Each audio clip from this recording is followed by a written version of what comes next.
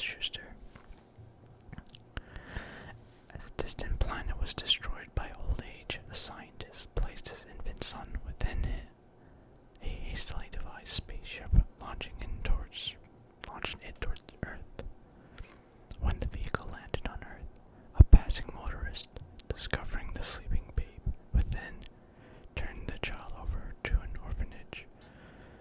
Attendants, unaware the child's physical structure was millions of years advance of their own, were astonished at his feats of strength. When maturity was reached, he discovered he could easily leap an eighth of a mile, hurdle a 20-story building, and raise tremendous weights. Run faster than an express train, and then nothing less than a bursting shell could penetrate his skin. You have to forgive me for messing up now and then. This is actually my first time of reading Action Comics #1, even though I've owned the issue for a while. Show how massive my collection is. Early, Clark decided he must turn his titanic strength into channels that would benefit mankind, and so was created Superman, champion of the oppressed, the physical marvel who had sworn to devote his existence to helping those in need. A scientific explanation of Clark Kent's amazing strength had come from a planet whose inhabitants' physical structure was millions of years advance of our own. Upon reaching maturity, the people of his race became gifted with titanic strength. Incredible? No, for even today on our world exist creatures with super strength. The lowly ant can support weights hundreds of times its own. The grasshopper leaps what to man would be the space of several city blocks. So that pretty much says that all Kryptonians would gain strength, well, super strength, once they reached maturity. I'm guessing the sun didn't really play a part or didn't really become important until a few issues later, well, many issues later, many years probably. But that's interesting to know how this was originally conceived. Sorry about that. A tireless figure raises. Wait, I'm sorry. Let's get that a little bit closer. Wow, they really made the letters small this time. A tireless figure races through the night. Second count, delay means forfeit of an innocent life. The governor's estate finally is reached. Make yourself comfortable. I haven't time to attend to it. What do you mean by knocking in this hour of the night? I must see the governor. It's a matter of life and death. See him in the morning. I'll see him now. This is illegal entry. I'll have you arrested. Answer my question. Are you going to take me to the governor? No, I won't. Then I'll take you to him. Help, help. Yes, this is the governor's sleeping room. Don't think you're going to get away with this outrage. It's locked. Yes, and made of steel. Try and knock this door down. And he does. It was your idea. What's the meaning of this? Evelyn Curry is to be electrocuted in 15 minutes for murder. I have proof here of her innocence, a signed confession. Believing the governor menaced by a madman, the butler produces a concealed weapon. Reach for the ceiling quick. Put that toy away. I warn you, take another step and I shoot. And he does. The bullet ricochets off Superman's tough skin. This is no time for horseplay. Don't you realize I've proved she's innocent and you alone can save her? Let me see those papers. Hurry, connect me with the penitentiary. Stop. The governor has pardoned her. Thank God, I told you I was innocent. He's gone. Disappeared. Yes, but here's a note he left, sir. You'll Find the real murderess bound and delivered on the lawn of the estate. Next morning, as Kent leaves for the newspaper, upon which he works as a reporter. Have you heard if the Curry girl is innocent? Let's see the paper. Good. I'm not mentioned. So that's strange. It's Superman. This is the first story, his first appearance ever. He's not fighting aliens. He's not showing his amazing strength by lifting up like an entire building. He solved the crime. Miles away in the governor's private chamber. Gentlemen, I still can't believe my senses. He's not human. Thank heaven he's apparently on the side of law and order. The Daily Star office is reached. You wanted to see me? Oh, that's a point right there. The Daily Star would later become the Daily Planet, I'm guessing. Yes, be seated. Did you ever hear of Superman? What? Reports have been streaming in that a fellow with gigantic strength named Superman actually exists. I'm making it your steady assignment to cover these reports. Think you can handle it, Kent? Listen, Chief. If I can't find out anything about the Superman, no one can. Hurry, Kent. A phone to tip. Wife beating at 211 Court Avenue. I'm on my way. At 211 Court Avenue. Hold it. What do you want? Don't get tough. Tough is putting mildly the treatment you're going to get. You're not fighting a woman now.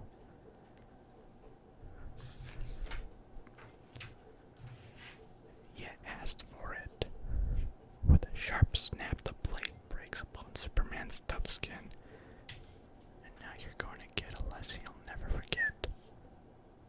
Fainted. I guess he put him in a sleeper hold. Oh no, he's shaking, so I probably just passed down out of fear. Hearing police sirens, Superman hurriedly dons street clothes over his uniform. It would be just too bad if they searched me. What are you doing here? Hello, Captain. I arrived to find the place like this. Looks as though our friend Superman had dropped in to pay a visit. What do you say to her date tonight, Lois? He actually stutters into writing. That's not just me. Later, I suppose. I'll give you a break for a chance. That night, why is it you always avoid me at the office? Please, Clark, I've been scribbling sob stories all day long. Don't ask me to dish out another. Nice looking dame there, eh? Guess I'll cut in. Wait, Butch, suppose her escort don't like it. So what? If he gets nasty, I'll push his face in. This is going to be good. I said run along. I'm cutting in. But this is not a robber's dance. Trying to get up. Move quick if you know what's good for you. Clark, are you going to stand for this?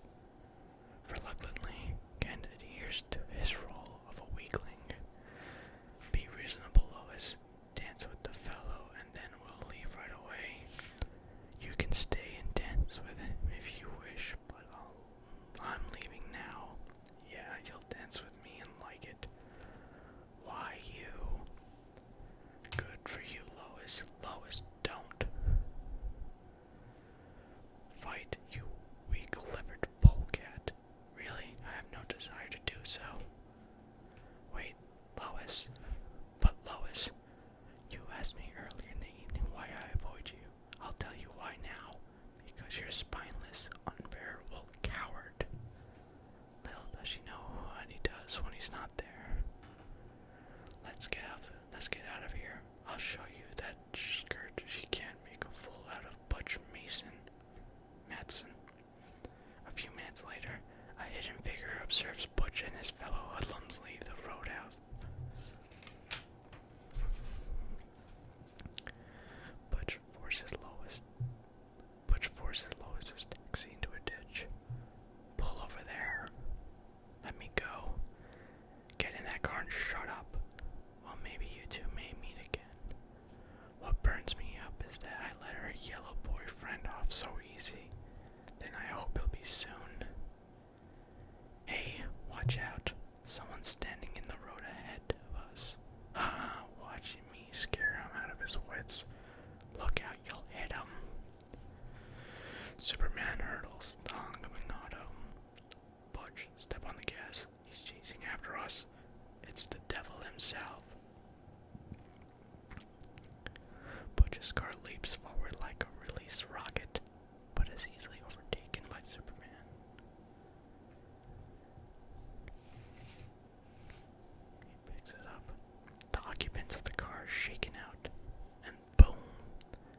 There's your cover of Action Comics #1. And like I said before about the cover, that fellow right there was running away with the sweat streams shooting off of him. He's on the original cover, where that barcode was I showed you before. And the car itself smashed to bits. Next, Superman overtakes Butch in one spring. Just a minute, Butch. Do you mind? This will take but a few seconds.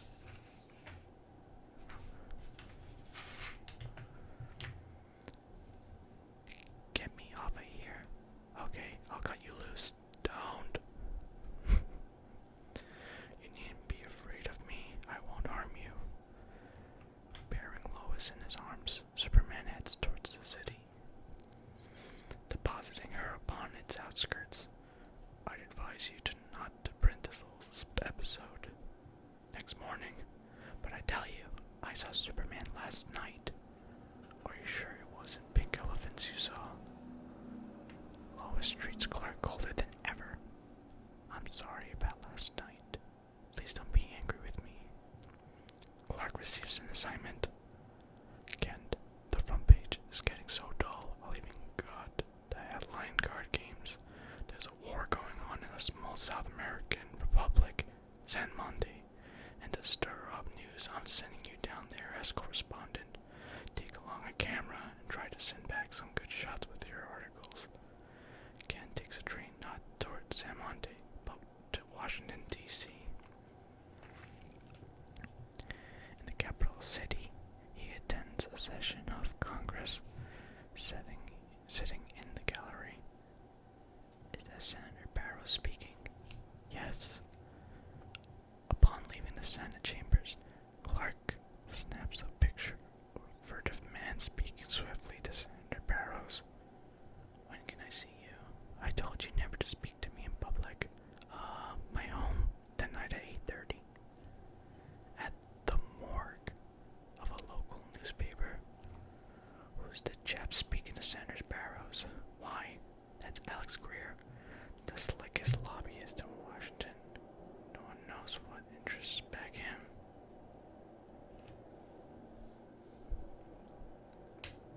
8:30 a.m. Outside Senator Barrow's residence, an eavesdropper listens in on an interesting conversation. He's hanging outside the building. I've told you to avoid me in public. What would people think if they knew I had anything to do with you? Quit sputtering. I had to see you. Tell me, do you think you'll succeed in pushing the bill through? There's no doubt about it. The bill will be passed before its full implications are realized. Before any remedial steps can be taken, our country will be embroiled with Europe. Fine. Take care of your financial. We'll take care of you financially for this. I suppose you're going to be well taken care of yourself. You bet he will.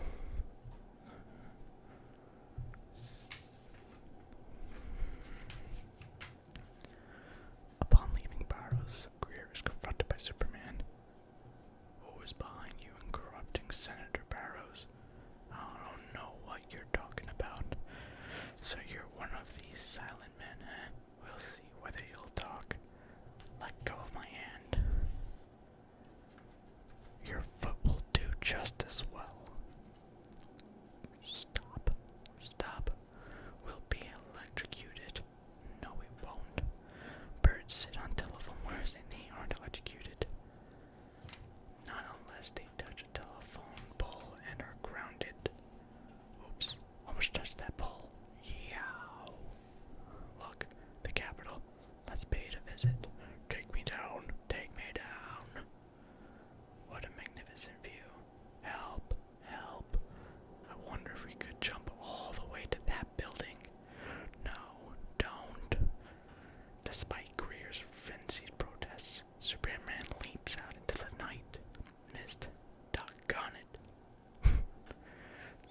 Superman messed up